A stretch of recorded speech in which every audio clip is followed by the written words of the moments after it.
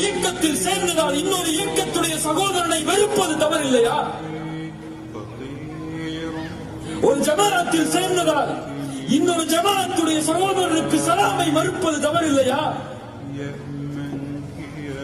ஒரு தலைவருக்கும் இன்னொரு தலைவருக்கும் சண்டை என்றதால் அடிபட்ட தொண்டன் வரை அதே பகைமை அந்த இயக்கத்தை பின்பற்றக்கூடிய இருவரிடத்தில் இருப்பது தவறில்லையா?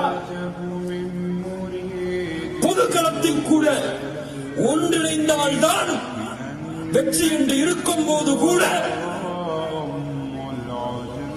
தனித்தனி களத்தில் நின்று கண்ணியத்தையும் உயர்வையும் மதிப்பையும் அளிப்பது தவறில்லையா?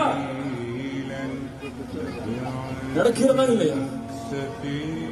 அரசியல் என்ற பெயரிலே, சமூக போராட்டங்கள் என்ற பெயரிலே, சமூகத்தை முன்னெடுக்கும் இயக்கங்கள் என்ற பெயரிலே பிரிந்து பிரிந்து பிரிந்து நாளாக அவருக்கும் எனக்கும் சண்டை, நாளைக்கு ஒரு இயக்கம், அவருக்கும் இவருக்கும் சண்டை, நாளைக்கு ஒரு இயக்கம் என்று நாளுக்கு நாள் கடந்த தலைமுறை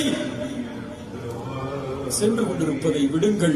எதிர்கால தலைமுறை இனிமேல் அப்படி இருக்க மாட்டோம் என்ற உறுதியை எடுங்கள். அதுதான் முக்கியம்.